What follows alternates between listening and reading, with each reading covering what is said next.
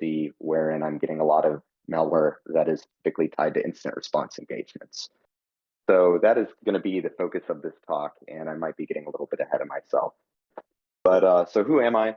I live in Knoxville. My name is Mark. I've been really fortunate to meet a bunch of you guys at DEF CON, or not DEF CON Nashville, B-Sides Nashville. And some of you might have been to B-Sides Knoxville and potentially met me there too. But anyhow, if anyone is going to either of those, I'll definitely be there this year. Hopefully cobbling together something to speak about, and I'll look forward to meeting you. So I work as a reverse engineer. That can be a little mixture of sitting in meetings, talking to people about things that should have been discussed earlier. It can be a mixture of sitting around and poking at assembly. And it can be often just getting a binary and telling someone, hey, is this good or bad? Is it going to be something that's persistent? Is it going to exfil data? That kind of thing, but we'll get into that. I have a cat who's currently not in the room, surprisingly, named Parmesan John. I have a girlfriend who's also not currently in the room. And then I like running. I like jumping bikes, mountain biking, that kind of thing. And I love UT sports. And those are the major facets of my personality, I would say.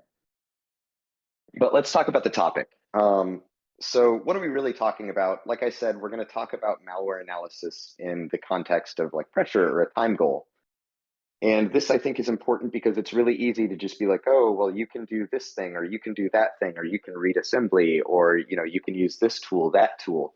So what I found myself doing for a really long time was just kind of throwing everything at the wall and seeing what stuck. Or I would try and, let's say, debug something in x64 debugger just out of pure desperation, like completely wasting a bunch of time trying to ensure that I could just find something because I needed to give someone an answer. I'll go briefly a little bit later into why that was such a bad idea, but I think that's a pretty good hint onto what it is. What this talk is not is really a reverse engineering talk. So to make a distinction between the two, not that it really matters that much, but reverse engineering I see as really hyper-focusing on like, how does something work? And in malware analysis, particularly in IR, if we get called into one of those meetings where, the CISO or the lawyers or whoever is saying, hey, we have an incident, we have kill chain 5 activity or something like that, we might see data exfiltrated, we might see files being encrypted. They aren't usually super excited in what specific encryption algorithm is being used, or the very cool custom C2 being used, or anything like that. They just want to know like, oh, we found this thing and we want to know what it does. And so that's kind of where we get into a difference, in my opinion, between malware analysis and reverse engineering. Is a lot of times with malware analysis, we're just telling kind of panicked people, what does this thing do? And what is it capable of? Is it going to come back? And what's kind of the worst things that we need to know about it? So with that said, let's go ahead and hop into it. Problem statement, like I mentioned, I need you to tell me what this is. So what is that we're actually being asked? That's like a very vague question if you think about it. Usually what it means is something along the lines of, like, is this good or bad? Is this something that I need to be genuinely really worried about? Is this a thing that we need to just blocklist, mark it as an unwanted program? Is this something where we need to have like a major cleanup, something like that? That can be oftentimes all we really need to know at the very beginning. Because, for instance, we might have sysmon and we can say, oh, okay, we're tracing what this process is doing. We're tracing the process that spawned by it, whatever. Maybe they've already done that. But then following that, we really want to know, what does this thing do? Just because we saw something encrypt a bunch of binaries doesn't mean, or encrypt a bunch of valuable information, let's say, that would be more likely, Word documents, etc. That doesn't mean that's all that it does. The really scary questions tend to be, is it persistent, and did this exfiltrate data? And with malware analysis, since we might just be getting the binary, especially if you're kind of ensconced from the incident response team, you might not necessarily have access to the logs or to the timeline or anything like that. You might not even have access to the IR people. They might be super busy. If you're lucky, you are, but it's very possible that you'll just be asked, like, can this exfiltrate data? Can this be persistent? And what would those mechanisms be? So then, therefore, what's valuable within the context of incident response? Less valuable, like I mentioned, is the hyperspecifics of how a thing works. More valuable is IOCs. Can we go find this in other machines? Can we ensure that this is gone? And the capabilities, what does this thing do? So how can we then use our time and resources as best as we can? A lot of times when I've gotten requests like this, it may not necessarily be a time deadline of we need this tomorrow, but it might be, oh, we only have a budget to look at this for about 4 hours. It might be we only have a budget to look at this for about 6 hours, because a lot of malware analysis, most companies, it won't really be that worth their money to hire a full-time malware analyst. So a lot of times you might be working through a consultancy or something like that. And it's very expensive. People can only afford so much. So while we might want to poke around and satisfy our curiosity, a lot of times we have to skip by that. So therefore, some thoughts on what are really efficient and helpful in the context of a time crunch are, can we establish legitimacy?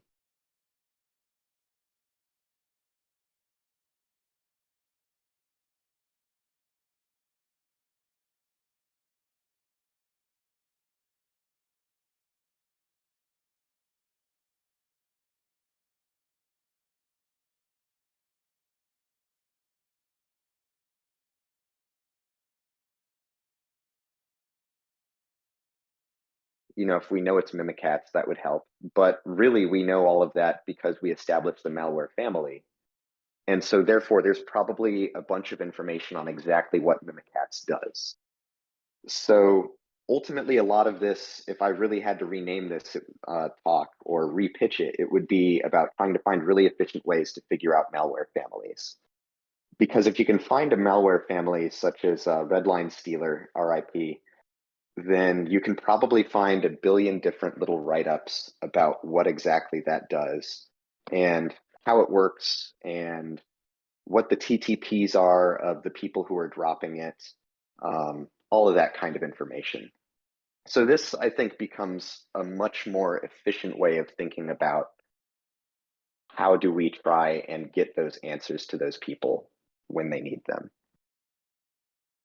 So let's talk upfront about tools and a lab. High level overview, first statement, you need a lab and tools. You just do. And the last time that you want to be doing this is when someone is on the phone and says they need answers that afternoon. So one of the most important things that you're going to want to do if you have to do this kind of thing is ensure that you have access to these kind of things. I would say that the major things to have would be some sort of automated sandbox. So Cape v2 is free. If you've heard of Cuckoo before, Cuckoo would essentially be the same tool. However, development of Cuckoo ceased, possibly because I think it was in a deprecated version of Python. And Cape v2 is in Python 3, as gross as that is. Any.run is an example. I think anyone can pretty much go get a free account there. I could be wrong. Hybrid analysis comes to mind. So at my workplace, I use Joe Sandbox. It's my favorite. There may be free Joe Sandbox. I don't really recall, but the paid version is fantastic. Analysis VMs, you're definitely going to have some tools that you want to use. So stuff that would be natively in Flare VM, stuff that would natively be in Remnux. A lot of the things I'm going to mention are things like Capa, DNSpy, PEBear, PDF parser, stuff like that. So knowing which tool is in which VM is very helpful, as well as, when you go through and set those things up, I don't really want to waste too much time of this talk on how to make sure that it's set up properly, but you probably want to make sure that if you're running samples in your Flare VM, that unless you want some really on the fly company-wide dynamic analysis, you would want to make sure your traffic is either cut off or sinkholed, something like that, or you'll have a second incident on your hands potentially. and it doesn't seem like a great time to look for a job.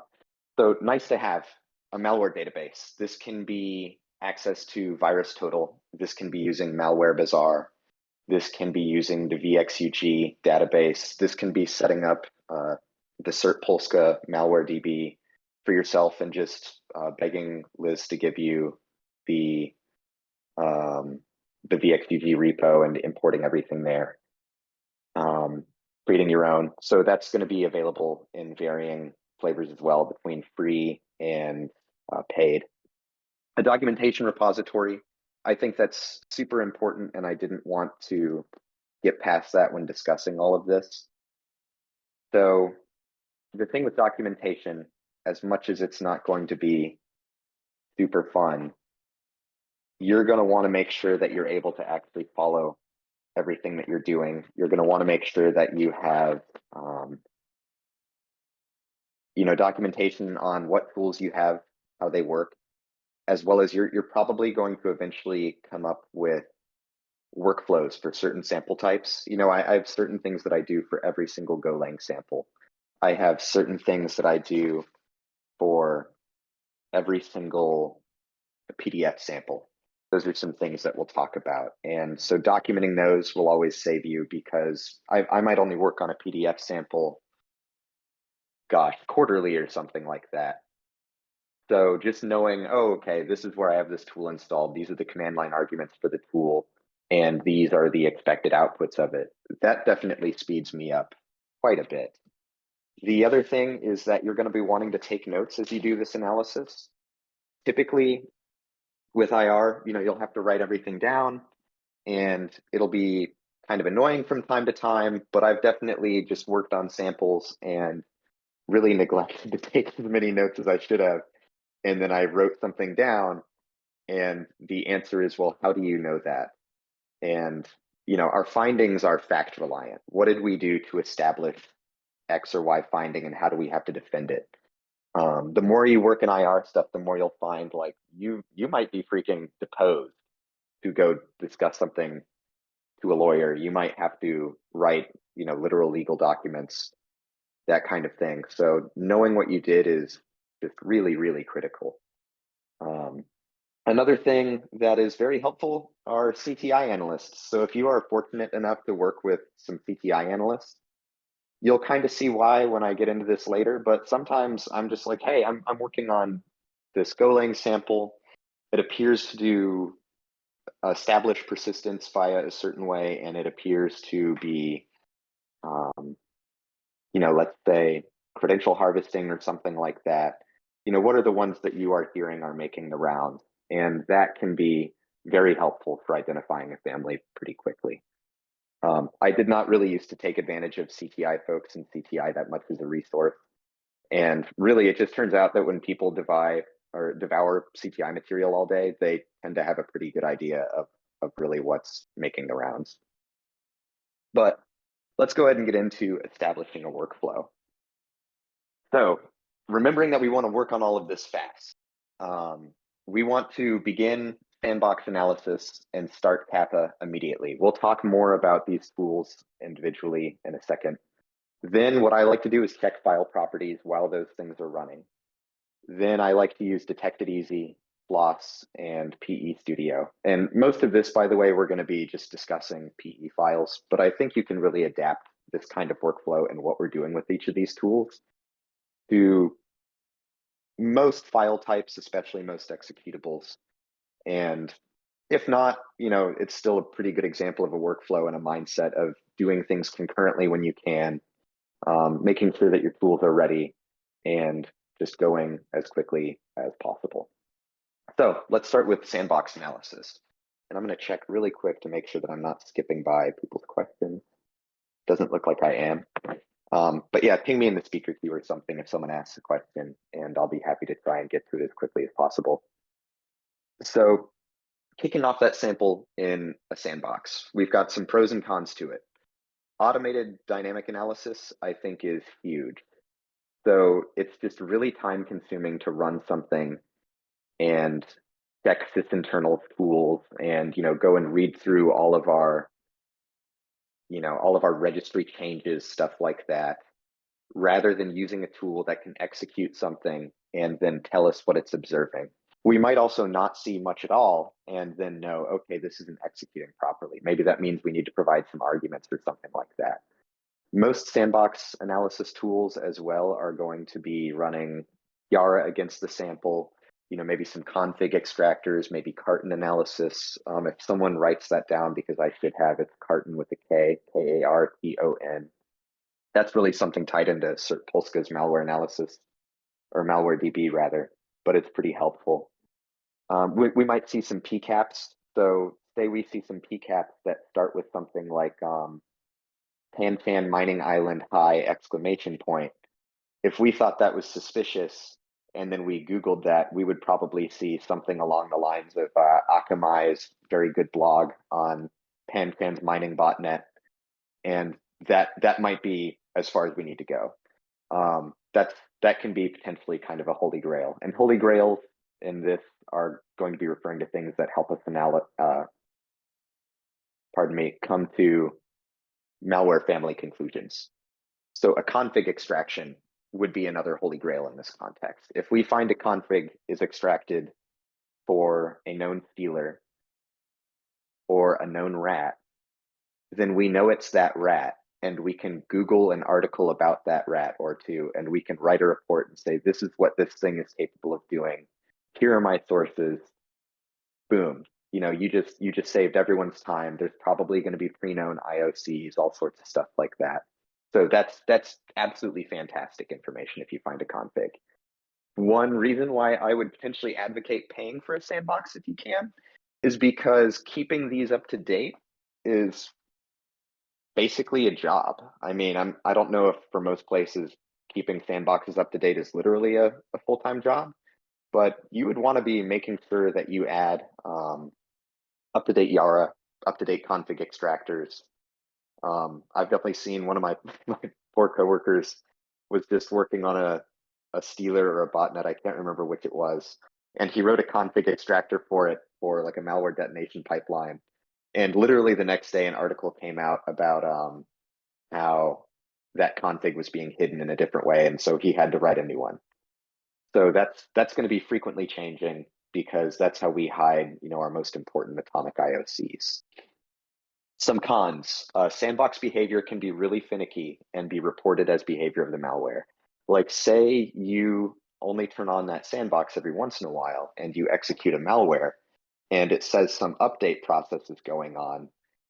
That may literally just be the sandbox doing a thing, but because the hypervisor is reporting all of the changes in the sandbox, it might show up in VirusTotal or something as the difference. There was actually in the malware subreddit a discussion that's kind of worth reading through, other than people doing kind of typical snarky sniping at one another, where someone found a signed binary that was an updater for some manufacturer, I can't remember which. And that user was really concerned because they were like, hey, this isn't showing up as malware. I know it says it's signed, but it's kicking off Google Updater, and it shouldn't have anything to do with Google Updater, so therefore it's malware. I would disagree with that assessment, but I also get to do this for a living. But I can see where something kicking off behavior that you're completely not expecting is concerning. So I didn't poke at it myself, but if I had to bet the house, it would be that was because the analysis sandbox was turned on and began doing, infrequently updated analysis sandboxy things, like reaching out to Google to get a new version of Chrome or something like that, versus this signed binary that otherwise isn't kicking off anything of concern, doing something really strange. Other cons, if you're using a public sandbox, would be potentially leaking a hash. So, a hash file is going to be a pretty good indicator of that file, and it should be a hypothetical 1-to-1 ratio, of one file to another. So if I'm running some sort of pretty advanced campaign and I want to see if my samples are being discovered by incident response analysts or SOC analysts or something, I might just go start searching for those hashes on VirusTotal. Or in another hypothetical, let's say I'm interviewing a candidate and I gave them some samples to take a peek at, and that candidate was explicitly told, please don't upload this to VirusTotal, and they did so anyways, I hypothetically might be able to see that they did so because I see the hashes on there and it wasn't before. True story, by the way. That was kind of a bummer. However, you might not necessarily care. That might not necessarily matter. You can always go and mangle the binary yourself, which that's probably highly up to your company, but you can go change, the DLL characteristics flag for, I want to say ASMR, but I'm thinking of address space randomization. But so you can go change that flag, for instance, the hash is going to be different. You could go change the little thing right in the MZ header that says this is a DOS binary or whatever, and you can just write blah, blah, blah, blah, blah. That would technically change the hash and it would still execute just fine. You could do all sorts of stuff if you really wanted to get away with that.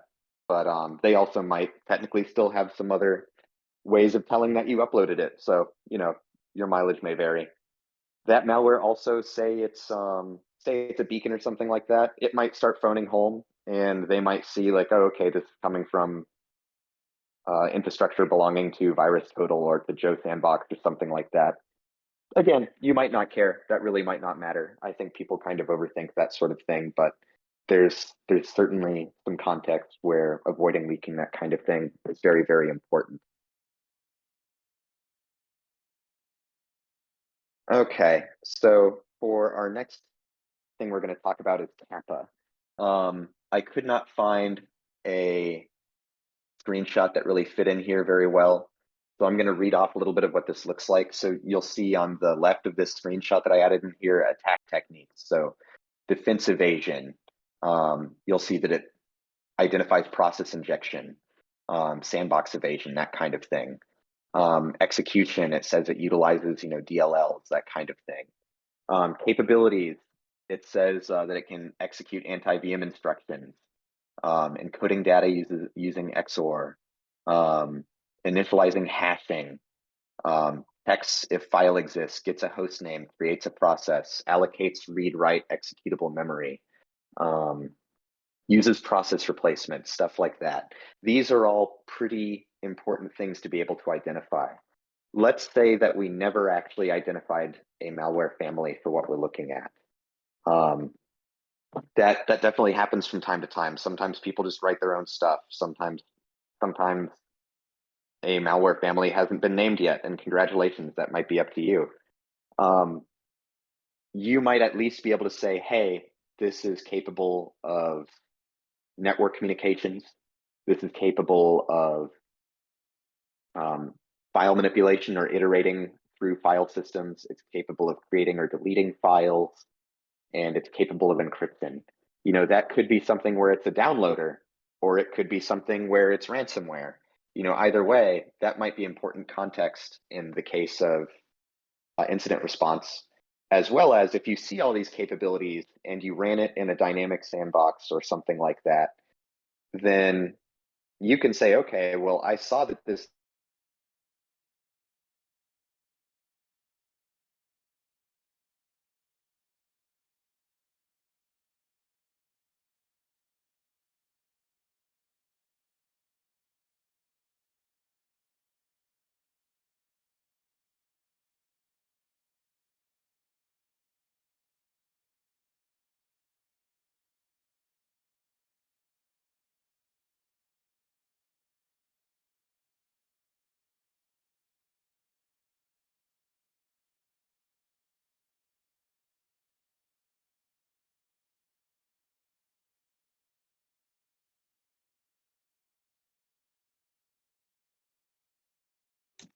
Please stay tuned and listen to this word from our sponsors.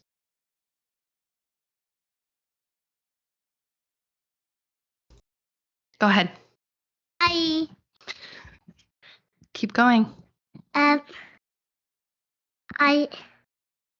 Did you know that I have toys? Perfect. Thank you so much.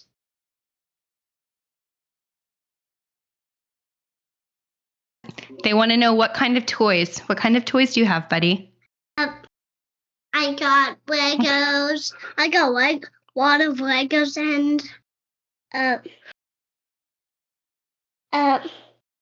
and I and I got so many toys. So cool, buddy. Did you read your first book by yourself yesterday? Yes. So cool. What was it called?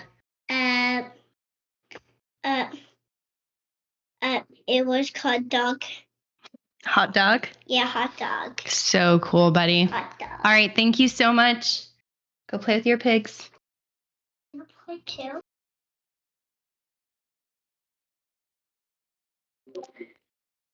All right. Thank you so much. We'll give Mark a few minutes.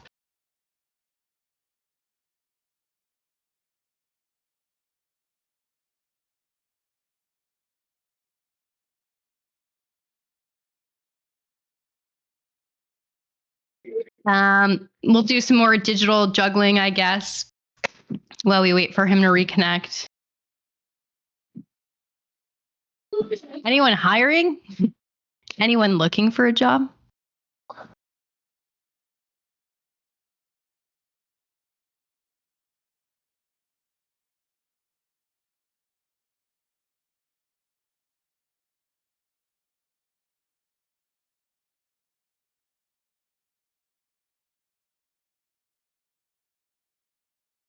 Awesome. And by saying that, Lice says that he will personally sponsor you.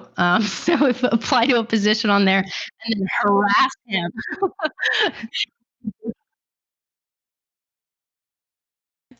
No, actually, I don't, but I want to know. Are you still recording? Oh, here he is.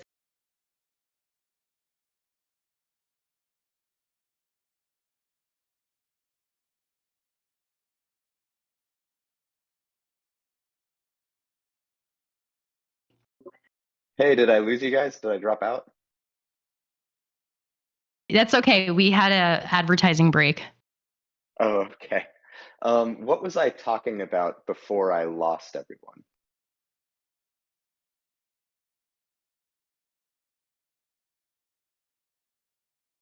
Oh, shoot. Okay, that's been a while then. Let me go through and reshare. Okay.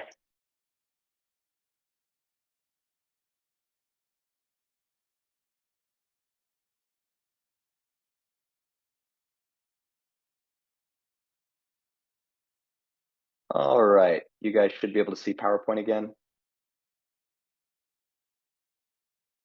Okay, cool. And sorry about that. Let me see. So Capa, I'll just restart talking about Capa really quick.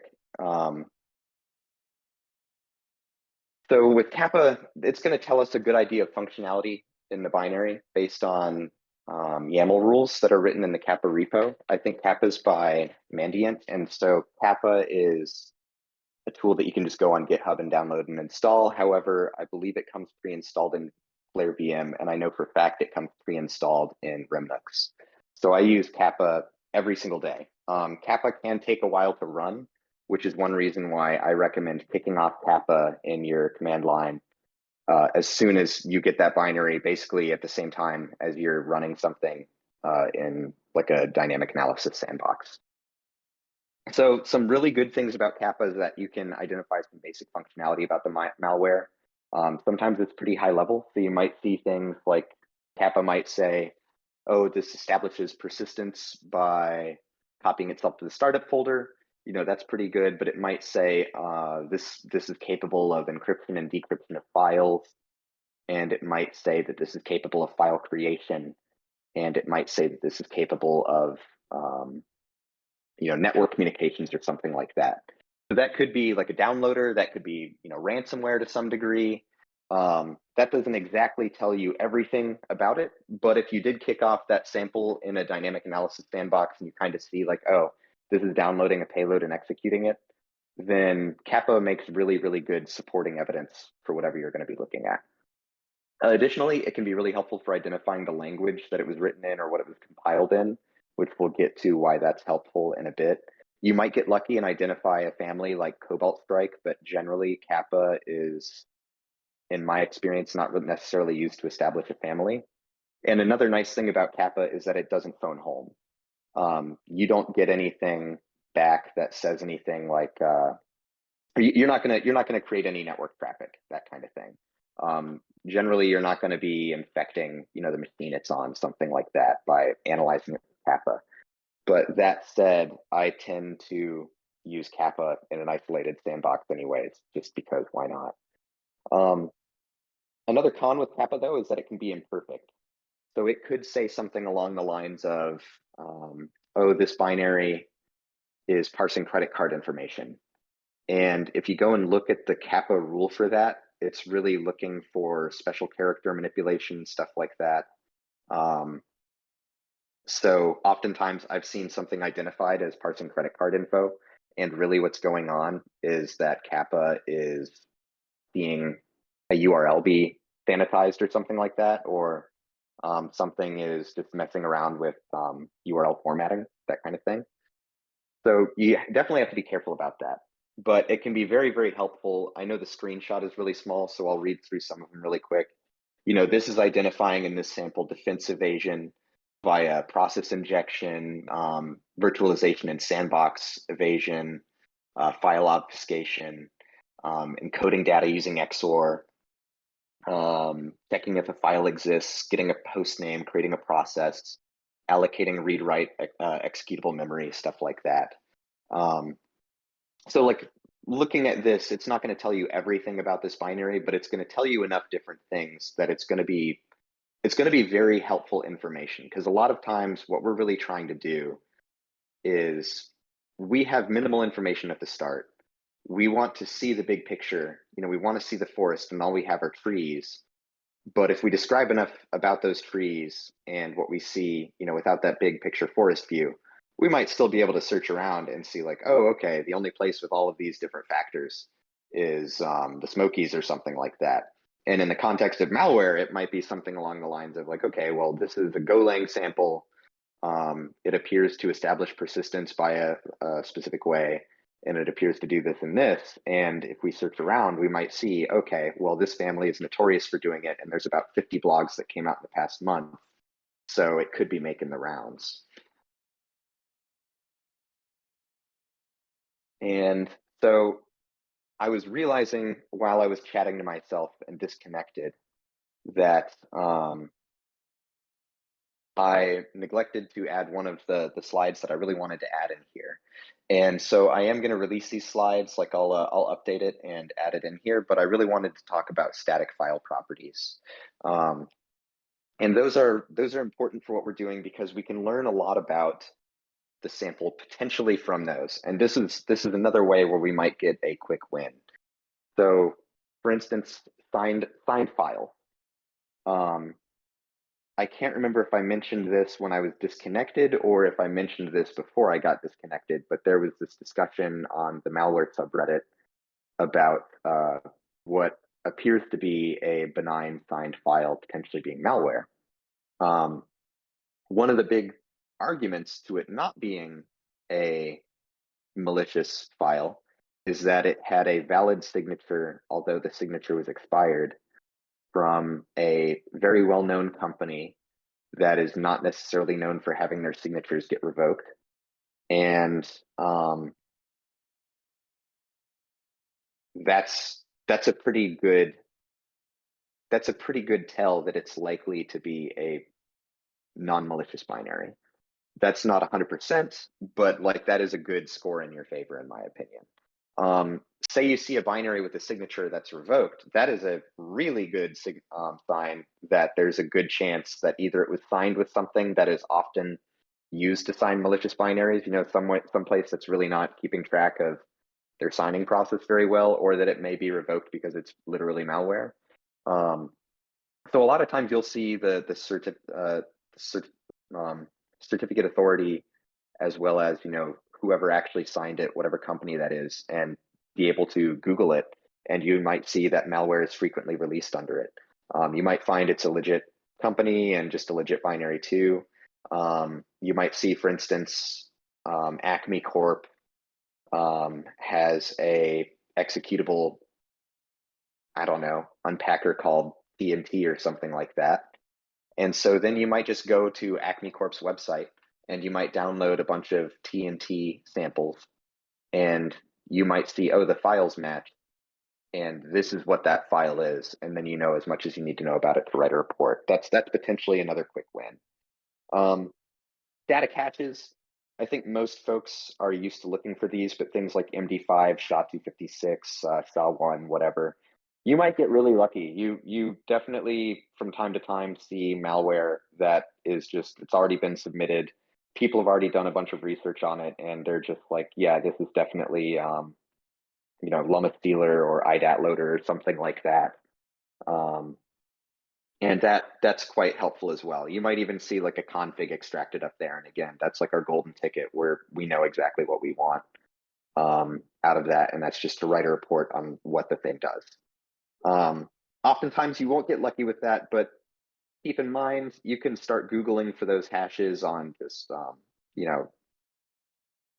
don't know why I use Google to talk about searching for things on Google, but you can just Google those and you might be able to find that these are hashes for things that are offered legitimately as installers or something like that. You might find that you just get a IOC that you hit for something that's definitely malicious. So check VirusTotal, check Malware Bazaar. I know the VXUG malware database allows you to check there. And if you run your own malware database and you have a boatload of samples in it, that's another good way to get some information. But secret weapons, really quickly, that are important to be mentioned are fuzzy hashes. So I did not use fuzzy hashes for a long time, and they are so helpful. They are for identifying file similarity. So let's say that I write malware dealers or something like Redline or whatever for a living, and I don't want people to just identify every single sample that I use. So I make them all different, which could be just compile time or something like that if I'm not scrubbing it or whatever. But I might, though, not while I'm avoiding, MD5 hashes or something, I might still be creating things which are similar enough with a fuzzy hash that a fuzzy hash pops up and says, oh, this is like 80% similar. This is popping up a list of similar files in VirusTotal or whatever database we're using, and we can see, okay, cool, this is definitely popping up as very similar to X or Y Bitcoin miner or Lumma Stealer, something like that. And so then we would be able to just start looking up, okay, well, what are the indications of that malware specifically, and searching for them. And we might just be able to say, okay, well, I found this, I found the family, write your report, done. So TLSH is what I tend to use. TLSH is definitely the most modern of the few fuzzy hashes, as far as I know, that's commonly acceptable. So I tend to poke around in VT. I think you might need a VT Pro account, to find those similarities. I'm not sure if you do for Malware Bazaar, but if you set up your own malware database, you can definitely search around in TLSH and see if you can identify similar families. SSDeep is another fuzzy hash. I don't tend to use it that often, but I don't think it's to be ignored. I think TLSH is better for searching for things in the sense of there's a greater amount of variance that will still result in similarity. However, sometimes you just don't get a TLSH match. SSD matches, therefore, are definitely not to be ignored. And then JA3 is one of my favorites. That's JA3 for fingerprinting TLS connections. I think it was made by some super nerds over at Salesforce. But so it basically fingerprints the way that applications make connections. And you might have a JA3 hash for, say, some malware that you get and find like, oh, all of the clients for this botnet match this JA3 hash. You also might wind up having server responses or something and calculating the JA3 hashes for those, say in your dynamic analysis machine, and seeing like, oh, okay, well, this is the botnet response, the server actually replying to the client. And even if we didn't identify the client, like if if a botnet, like a known botnet, is communicating with that binary, it is that botnet. Like that's what it is. It might be a new client file or something, but then you can start writing about that, and you'll know that you have a match for that. You definitely have to be careful, because I know one time I spent a long time investigating what turned out was the JA3 for, I think it's Ubuntu that uses Snap. I can't remember. That's like another mistake, looking at Sandbox artifacts rather than actually what I needed to be looking at. But that happens from time to time. But you can, for instance, though, search for JA3 hashes on VirusTotal if you have a pro account. If you set up your own database, you can definitely search for JA3 hashes, and you can definitely get some quick wins there. The other thing is not to be ignored: file names. Sometimes you get a ridiculous sounding file name and you look it up and it's like, oh, okay, this is an installer for so and so, or oh, this bozo always writes his malware with the same file name or something, or distributed it under this file name, and so everyone knows it's this thing. And then just make sure that you go and confirm that it is what you think it is, and hopefully you can write some sort of report based on that information. But that brings us to other tools. And so let's talk about those really briefly. All of these have really good documentation as well. But really, I want to talk about the features of them and why they become helpful. So detected easy is probably the thing that I would go to immediately after running, Capa and checking those static file properties. You should be able to determine your file type pretty quickly, but if you weren't able to, then that's a good way to do that. You will often be able to determine the language that something was written in, and oftentimes you'll be able to determine packers. So if you have a file type and you're just like, yeah, I didn't know what the heck it was, but then I discovered it's an ELF and that it was written in, Rust or something, and that it was packed using, I don't know. I don't know if you can use UPX actually on ELF binaries, but some very smart person in the chat probably knows, and definitely pop that in there if you know. But you might see, oh, it's UPX packed, and so then if your next stage is to just see what kind of malware it is, then you would just be looking like, oh, okay, how do I unpack this file?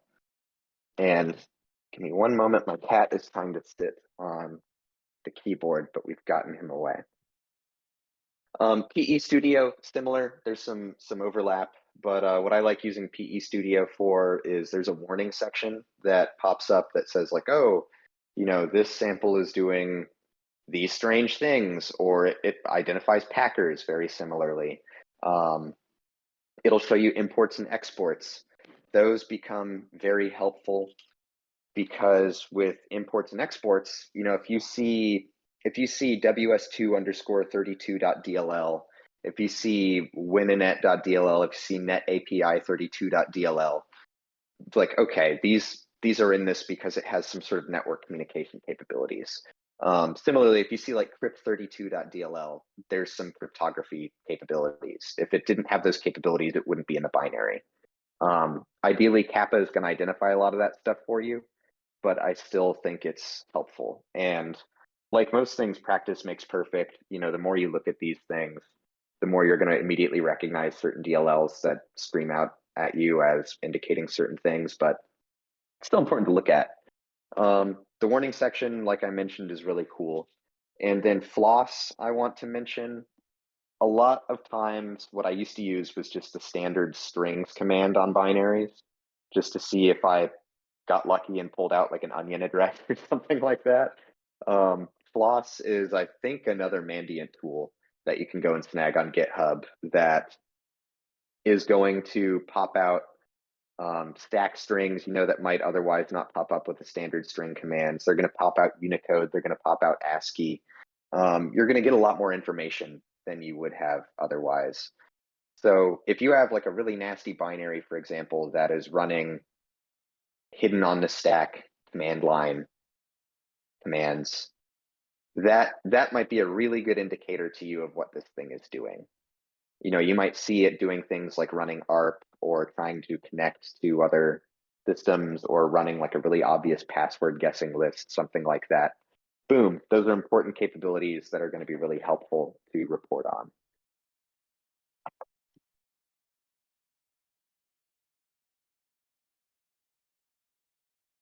Yeah, let me retry that again.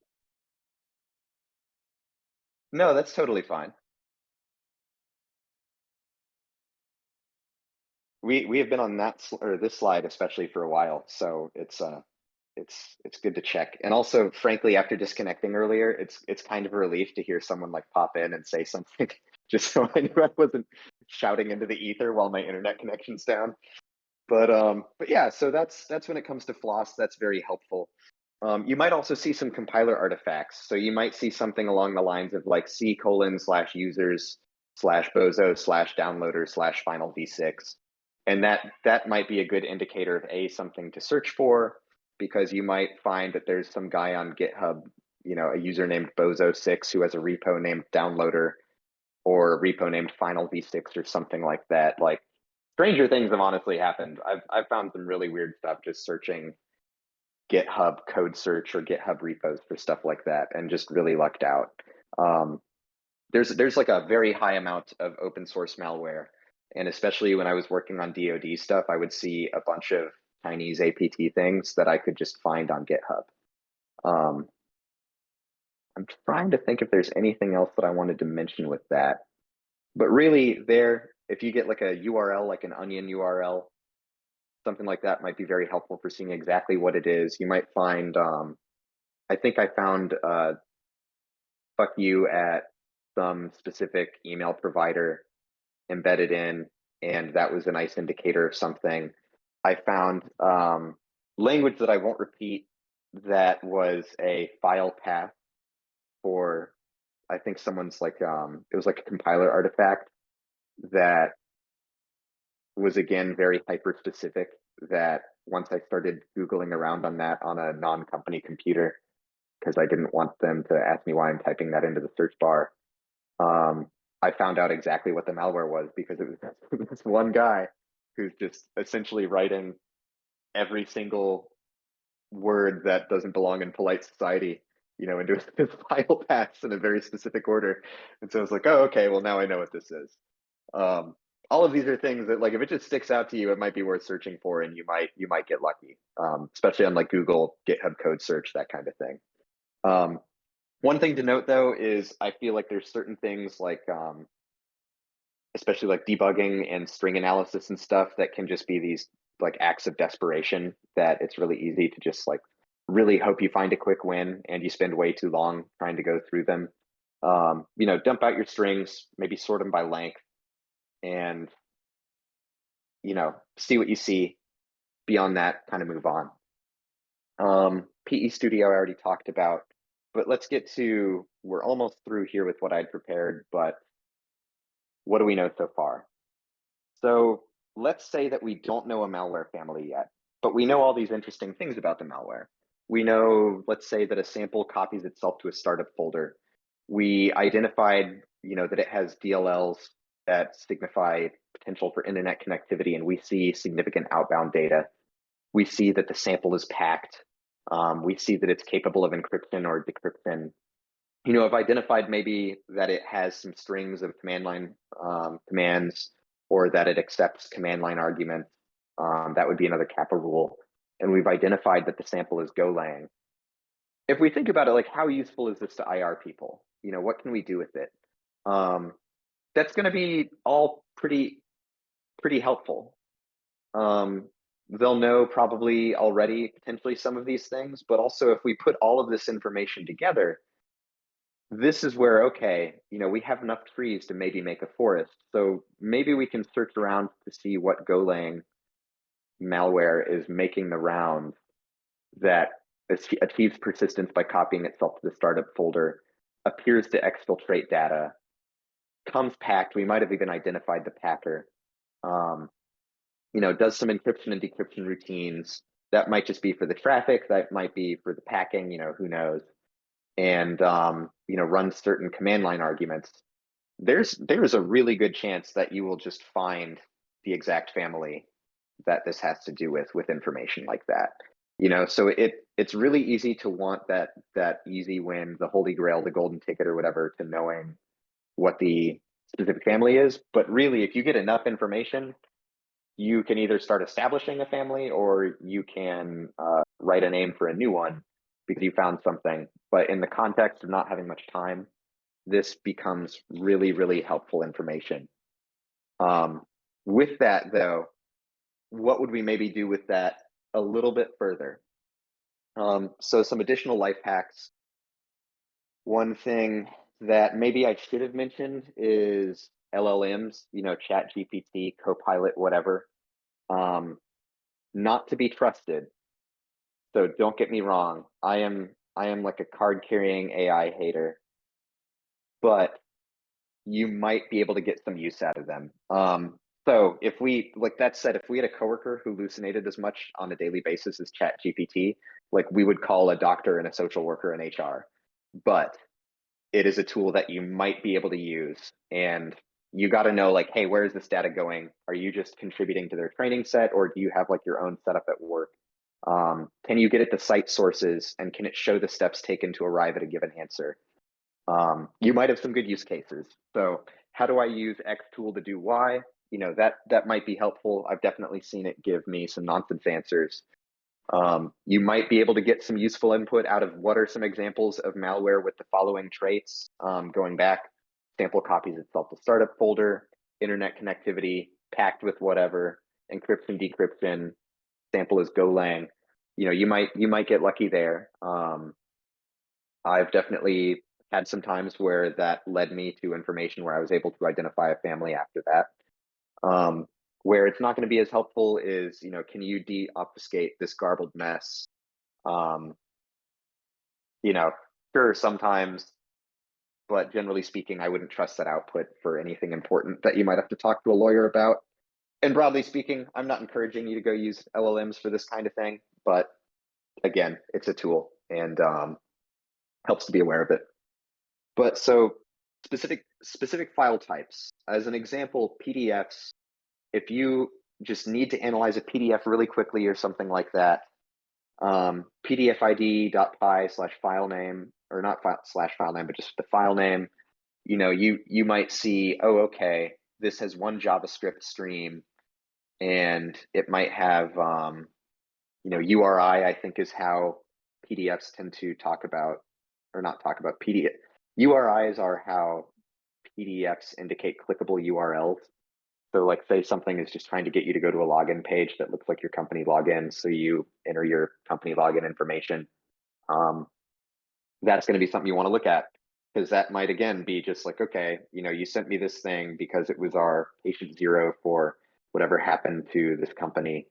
And you can say, oh, okay, well, this takes us to a URL, and that URL may not be there anymore. But if the user says that they entered their username and password, like, yeah, this wasn't executing JavaScript or anything. They just got pwned, and that's how they got access to the network. That's nice, short, and sweet. If you need to see the contents of those PDF streams or elements or whatever the technical term it is that I had to memorize for the grim and immediately forgot, then PDF parser.py, file name, then -k/ whatever type of thing you're trying to look at, like say /JavaScript, whatever, that's going to dump out whatever it was that you needed to look at in plain text generally. So those are pretty helpful. I would keep them around because it's definitely was not infrequently that I had to look at that kind of thing.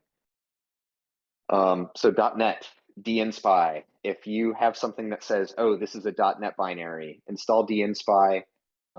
You can often just dump the binary into dnspy, and then I don't know if the term is technically decompile it, but decompile it into the intermediate language, or some very readable, C# Visual Basic, whatever type info. And then you can typically just read through the code and see what it does.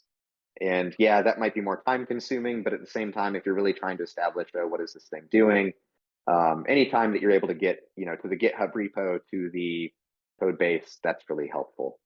That will basically give you what amounts to source code, and you can start peeking at it. Golang stuff. We could do an entire talk on Golang RE, but honestly, Golang is getting a lot easier as tools are catching up. But it's still annoying because you might get like a 16 megabyte binary and have to find a needle in a field of haystacks. Some things that are helpful.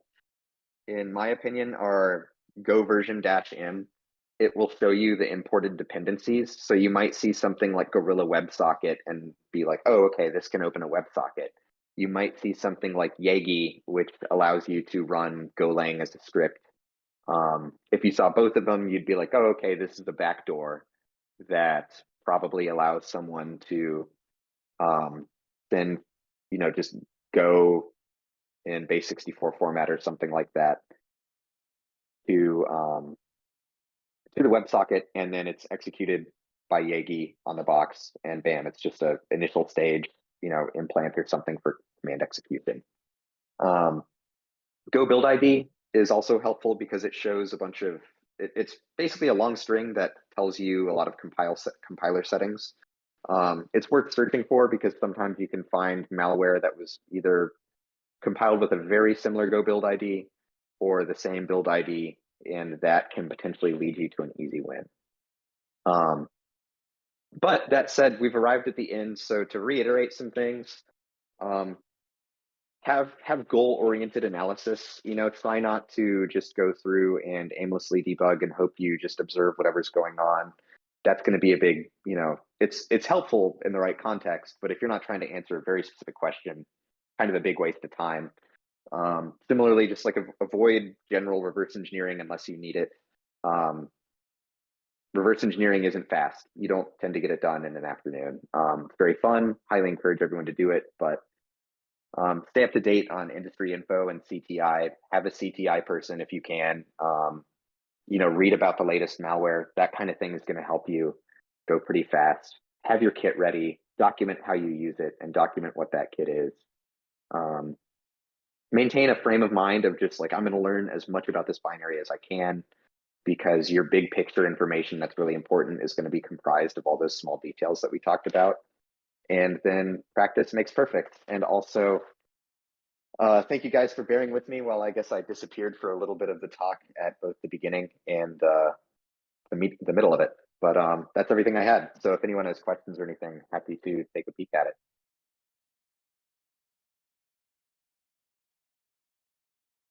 Awesome. Thank you so much.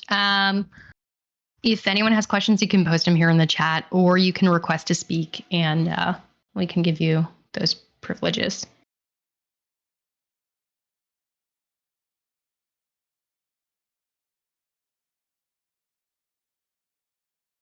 Someone asked, what were the recommendations for sandboxes again? Yeah, so free ones, I would say if you're standing up your own, Capa v2 is probably the best that I'm aware of. For paid sandboxes, my favorite is Joe Sandbox, but there's also hybrid analysis, any.run. If you just upload samples to VirusTotal, that's going to ship things through a bunch of different, I think it runs like Capa analysis, for instance, and it's going to run carton analysis, I think, and it's also going to run them through various EDRs and see what signatures return.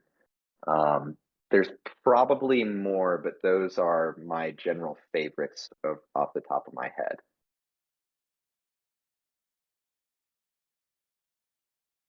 Oh, I just saw that there's an actual chat in the sidebar too. I was reading the speaker questions. But yeah, Ida is doing really awesome stuff with Golang. Freaking Binja is doing awesome stuff with Golang, and I'm like a Ghidra guy for some reason. So Ghidra is even doing really cool stuff with Golang. And then there's a lot of tools for restoring symbols, which are really helpful. And I agree with Lisa there. Loads of very gross language and comments in network requests. Yeah, I try not to be too amused by them and share them, but they are a nice identifier.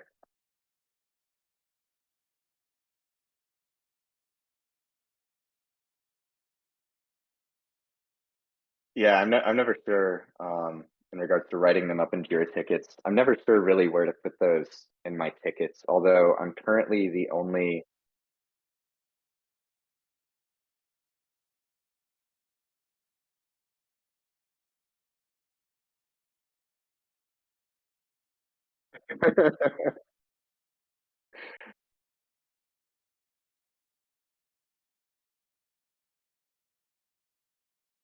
I saw a file.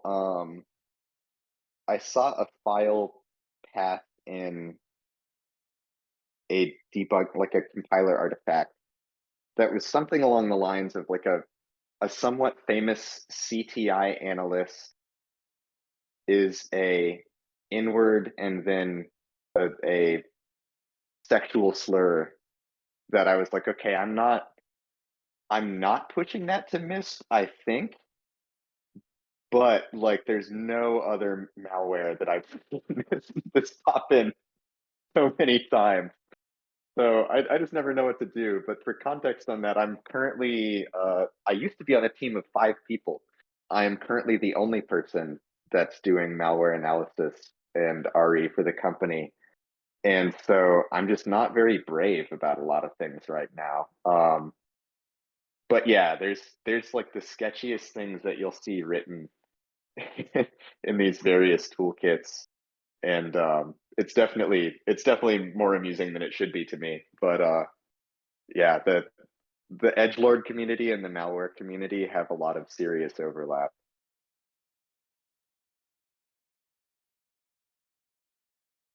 Oh yeah, reading what Grimmy wrote, someone trying to drop a stage 0, and when they pulled the stage 0 to see what it was, it had to pull 7 samples based on the architecture, and each had very questionable names. Yeah. Yeah, that's pretty accurate.